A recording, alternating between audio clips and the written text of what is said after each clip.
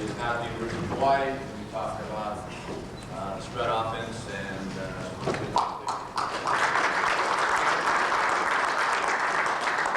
Thank you, gentlemen. It's kind of neat to come to one of these. It's been a while since I've been to one.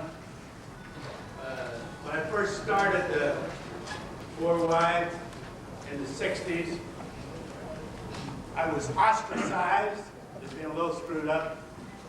A lot of people have changed their mind. But it was true that it was such an outrageous thing. Now, I'm thinking, this kid from Texas, he might be a little screwed up. Holy Christ, he's got more stuff going, you can shake his stick at. And it's just, and then we had the other kid from Oceanside, he's all four wides, everybody in the friggin' America is four wides. Well, not just four wides, now five wides. We didn't start running five wides till about 1965. And it's been a very good thing. You know, our difference, Mike Leach is a good friend of mine, and he's in Texas Tech. He and Hal Mummy used to come down when I was in Atlanta, and they were Valdosta. They came down and started the offense. Now Mike, I went down to visit him at Texas Tech, and he's kind of an asshole. Said, what's the deal, Mike? Why don't you run our stuff? He said, I'm not smart enough. Now I listened to this kid. I'm not smart enough to run that stuff. So I'm not smart enough to write Mike stuff. They don't do anything about changing routes. Our whole deal is we're going to give you the best method of making our package be the answer to all. And it will be. And I am so totally convinced, I'm not prejudiced either, I just believe I'm right, that's the best way to friggin' do the game. It gives you an answer at all times, you're not guessing. It does require that you give a little bit of ownership to the players. And if you can't do that, that's a little tougher. Now, June is kind of like my kid, and he's been running the offense since he ran it for us at Portland State several years ago. And his deal is, he's a little like Mike in that he's a little bit of a mad scientist when it comes to play. We've probably got 40, 50, 60 different series that we run now, but they all still come off of the basics of what we start with. And that is, when we put in a package, we are going to know exactly how we're going to adjust the route. And I'll get that. Now, before we started, I thought I'd talk this little because everyone that's ever worked with quarterbacks is kind of a quarterback junkie, and I'm the same way. And I've had a great opportunity to work with the best quarterbacks in the nation. And when I was in the NFL, I would go every year and work out the top 10, 12 guys and arrive at some things that I think are important in developing quarterback technique. The one thing that probably is the most underrated and undercoached are coaching the eyes of the quarterback. Now, we really coach the devil out of the eyes of the quarterback, and we start from the very get-go. When we start throwing the football, we never allow a quarterback to ever follow the flight of the ball. Now, that seems like a little thing. I remember we had Steve Barkowski years ago, who was a California kid, strongest arm I've ever seen. He threw the ball 100 yards when he was in high school. 100 yards, easy. Just stick that thing out there, huge throw. And Steven said the biggest difference in his completion of the long ball was the control of the eyes. If you make the kid concentrate on the target and never allow the flight of the ball, it will control the flight, and you will be a more accurate thrower. Now, the other thing that it does, like we do a lot of things, and when we're coming out, we're in the strong side, safety, we're coming out and we're moving him with our eyes. Or we're moving the free safety with our eyes. And all those things are extremely important. Jimmy Kelly, we had Jimmy Kelly coming out of Miami. Jim Kelly did not know one thing about coverage. He did not know one thing about moving a safety. He didn't know frigging blitz from strong side zone. I asked him, Jimmy, I said, how in the hell did you ever throw the blitz when you were in Miami? Now, this Jimmy, he's as honest as can be, a great kid. You love the kid, tough for hell. He said, this is what happened. If we're going to get blitz, Howard Schnellenberger would whistle. And when he whistled, I knew the blitz was coming. And I said, you're bullshitting. I said, honest to God. And I believe it. Jimmy could not, at that time, we're 16 millimeter projector, he could not thread a projector. Now, he got so damn much money, we made him buy a projector, and I taught him how to thread it, and he had one from that time on. But he did a great job. He could come back and he could move like most quarterbacks can. He could move that free safety and stick him, or stick him to the backside seam and throw the football in front side seam. But the eyes, I think, are the most undercoached portion of not just high school quarterbacks, college quarterbacks, pro quarterbacks. And I think we could do a much better job. I think guys are doing a great job of coaching quarterbacks. Another thing, elbow. You know, the elbow, Mike Bryce was talking about a little circle, which is true. You keep the elbow with the ball and all, and you make a little circle. And the elbow is important, but it's also a little bit of bullshit. That's what happens. We get a guy, and you keep the elbow with the ball. You also keep the elbow above and outside this point. So when I throw the football, I'm always finishing, and that makes the point softer and all that stuff. That's really true. I never take the forearm and turn it. If I'm going to turn the forearm, it's because I'm turning my shoulders. And all the kids that are still in the NFL playoffs now, they're all pretty much the way you like to have it thrown. They keep the elbow with it, they carry it high, they're good release. Roethlisberger, Brady, all those, well, Brady, I guess he's out of it. But all those kids around it, they're all pretty damn good. But you get a kid like Testaverde. You watch Testaverde, the kid from UCLA does the same thing. He gets the ball, when he brings it back, he turns his arm all the way over. You can't do that unless you got a big, strong forearm. Then you bring it back, and it comes immediately flat. You can still throw it. But you shouldn't, in my opinion, teach a high school kid to ever throw it that way. And you are the guys that teach the quarterbacks to throw. Everybody else gets them, they just ting a little bit. Give them a little more information. And like we got a kid at Hawaii right now, he's #1 in the nation. Luckily, because Texas Tech played Alabama in the bowl game, and they had a abysmal performance, so our kid went in front of it. Now this kid, he's from Saddleback, JC. His first year he played, and he was a Matt Leinart's backup. Kid's a great kid, throws the hell out of the ball, threw over 70% completion this year, first year out of the box. So he ought to get better. He's got a release down here. But we let him throw it from down there. Because he's 70% completion. It's not be friggin' ridiculous. If I got Testaverde and he's throwing like that, he goes, whoa, and throws sick. I like the way you throw the ball. We're all the same because we're all result oriented. But when you're just taking a kid, I used to have quarterback camps in the Northwest. We'd have 400 or 500 kids. I always thought I could get any kid to throw the ball. We had a guy, Shorty Bennett, he used to Whitworth, and he was kind of the director, and he said, now, we need to kind of get that elbow freed up. And he'd go like that. I said, what the hell are you talking about? Well, you know, you have to turn that elbow out. I said, is that right? Why is that? Because I always have. I said, there's a hell of an answer.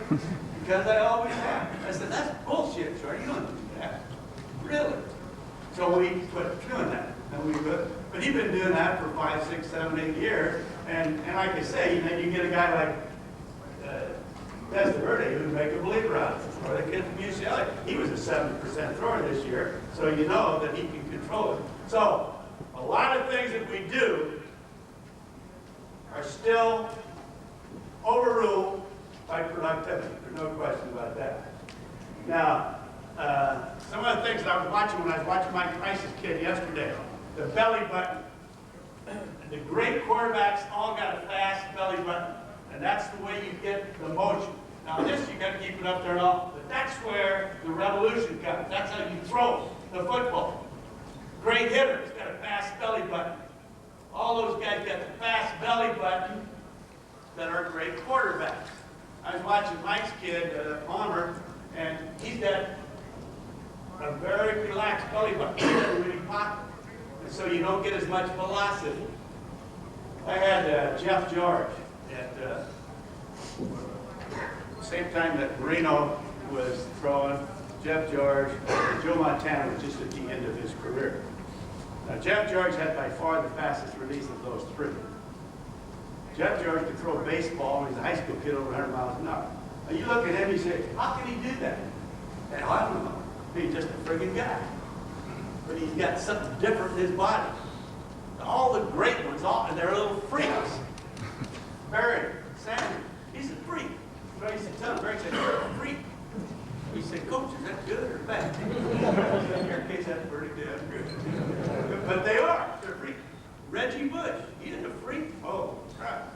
We tried to tag him. He looks like a friggin' he's faster than Barry. He's not as quick as Barry, but he sure is hell fast. I mean, those guys are just freaks, and you get one of those every now and then, and we all want them, and I can coach those guys. They're the best.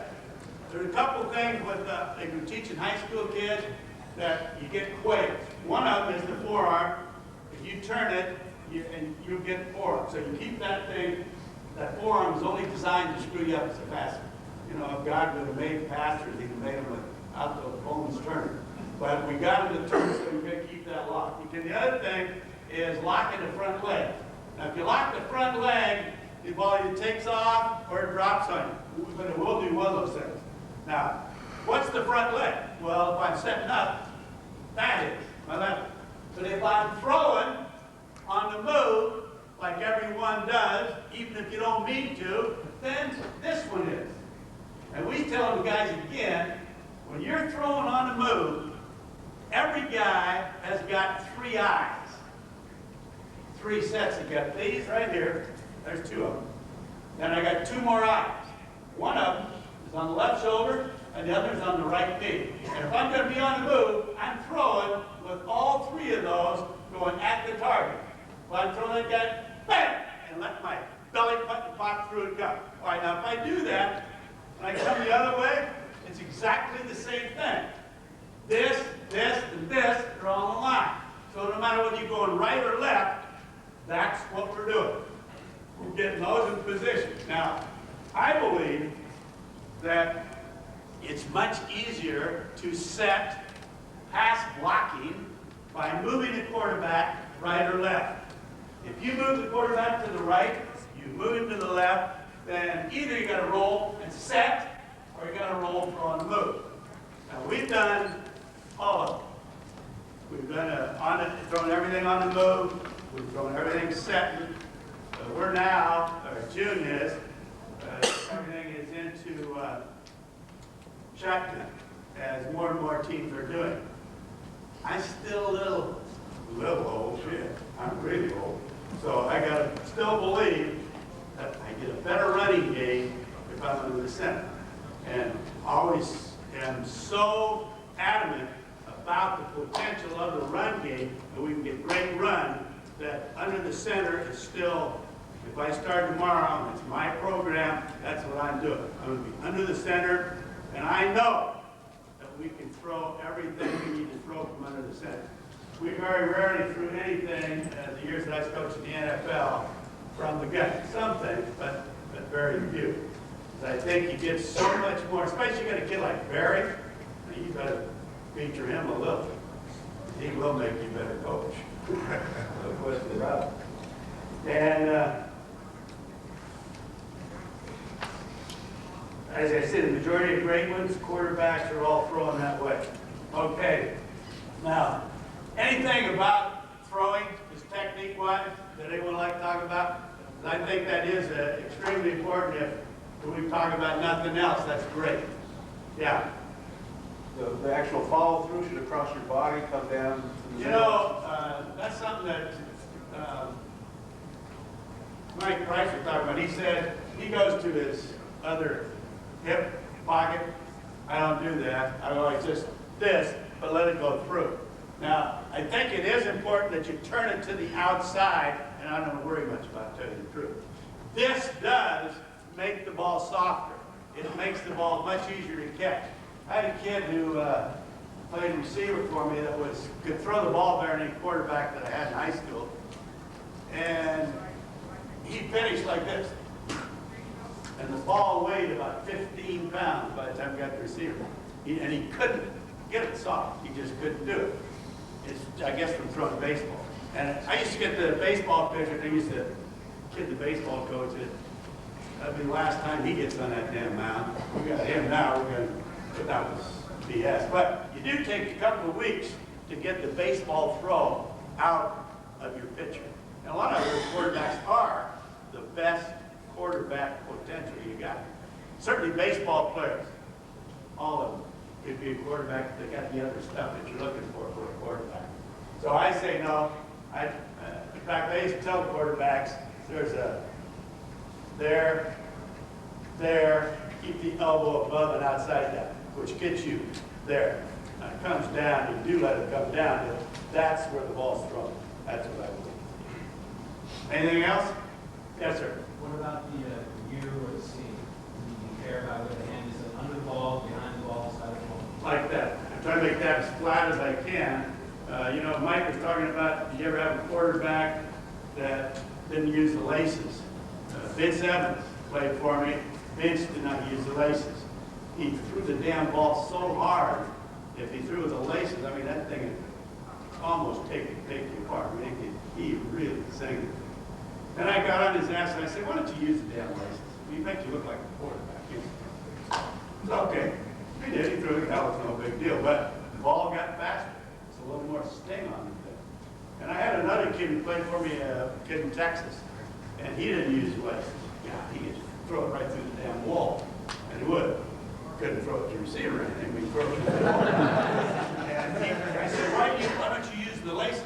He said, man, where I played, I just damn lucky to get the ball. So I just get it, jump back, throw it. Just like this kid saying from Texas, they now take the ball, just throw it. Take it, just throw it. And that's, several people are doing that now on all the quick stuff.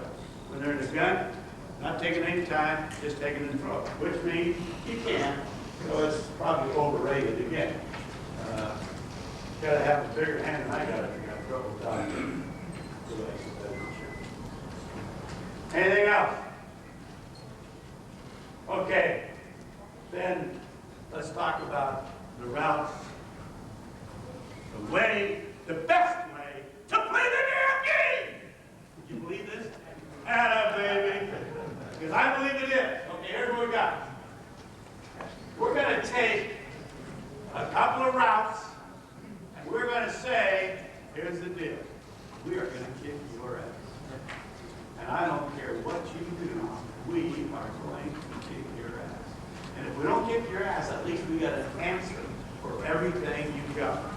Now, I know we got all the new Tampa 2 defense. We got 4D. We got that ain't changed shit in the last, I don't know how many years. Everything is still the same thing, and it all falls into strong side zone, invert, cover 2, man free, blitz. Gonna go into that. Now 4D, you say 4D, how about 4D? How about 4D? 1, 2, 3, yes. 2, 3D. You gotta have to say this at 40. But hell, you got your base routes fit into that.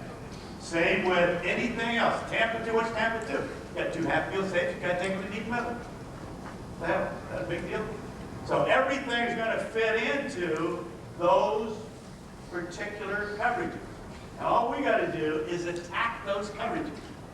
And I am so convinced, well, let me tell you a couple of things. Because I think this is true. We didn't change this until I went to Atlanta with the blocking we changed everything so that if we got trips right, that's gonna be 60. Trips left, 61.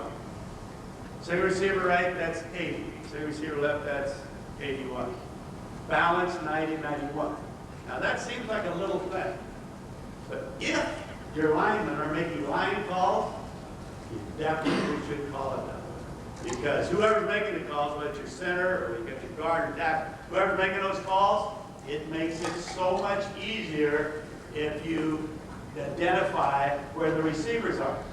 If you got 3 receivers right, and I got 4 guys left on the defense, I know as a center, I got to take care of those 4 guys. It's so much easier because there's no bodies. So 60, 80, 90 is a big deal.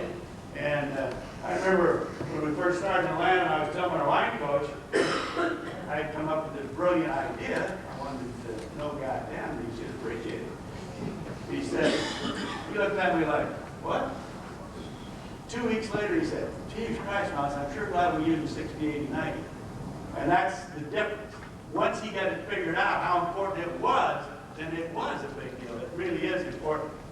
At any rate, we're going to use first a route that will take advantage of any coverage. That's the first thing we do. The second thing we do is we take advantage of field position only. So we start, when we say we're going to use this route and it's going to identify just coverage, then that's what it means. I don't care where it is on the field, we're going to attack the coverage. And we've been using similar routes for a pretty good period of time as to what is identified with the routes. The first route that we identify, and a lot of my guys that have been running this stuff, is the go route. A go route, the reason that I always start with it is because you can't sack the quarterback. Either we do a lousy job blocking, we're still going to get the ball off. And it's going to take advantage of all the coverages that you can make against it. It's great against blitz, it's great against strong side zone, it's great against 2, it's great against coverage. So all we need to do is identify specifically how we attack the coverage. Now, our belief is that it's also beneficial to use motion. As you use motion, you can pre-identify the coverage. Like if we get that look right there and nothing happens, what do you got? You probably got some kind of zone dog, or you got just 4 across zone. But if we go to this and we come down, then we got 2-on-1 that we're trying to identify. And what we do with this look, we start all our kids by identifying first strong side zone. So we come across, we identify this as strong side zone when he goes to there and stops. If he's at strong side zone, as he comes in motion, we say, here's what we want you to do. We want you to get 3 yards outside of the onside slot, and we want you to widen to 5 yards width. We want you, anytime there's zone, take 1 step and go immediately to the flat. And you're taking the high on top. You just take it off, and we can talk about you later or not. Now, this route, then all the quarterback's going to do coming out is take a deep first step, 1. You're going to take a second, 2. And on his 3rd step, you read the strong safety, and you got to throw opposite of the strong safety. Strong safety widens in 3rd step, it's in the hole and gone. So the ball's gone on the 3rd step. Now, you'd think if you had NFL quarterbacks, they could all throw it on 3. Jeff George couldn't throw it on 3. He'd go, I could get him to get 1 deep step, then he'd go 2, 3, 4, 5, and throw it. But he got the ball out as fast on 5 as other guys get it out on 3. So immediately, being a real smart guy, we accepted that. Because he was completing all of them. But I had, that's what we could ever have. But I couldn't get him to throw it on the 3rd step. The ball comes out on the 3rd step, you aren't going to sack it. Now, it has to be a little more aggressive, and we do everything, uncover guy at the backside, that's our base approach. If you want to talk about that, we can talk about that. All right, now, for whatever reason, as I come out, and this guy jams the slot, the ball immediately goes to the flat. So make a real easy read for the quarterback. I come out, jam, ball goes flat. Guy inverts, goes to flat, ball comes up to C. And it's an effective, very effective route. All right, now for whatever reason, let's say we get a backer and they do a great job of getting underneath everyone, and we're confused. Every route that we have is also going to have a secondary route. We're going to drive through the undercoverage, and if the free safety is not over-rotated, we're going to drive right to C, and we'll do that off our second route when we take advantage of the field. And by the time we get through the first 3 routes, we will take advantage of field and coverage. So everything is taken care of.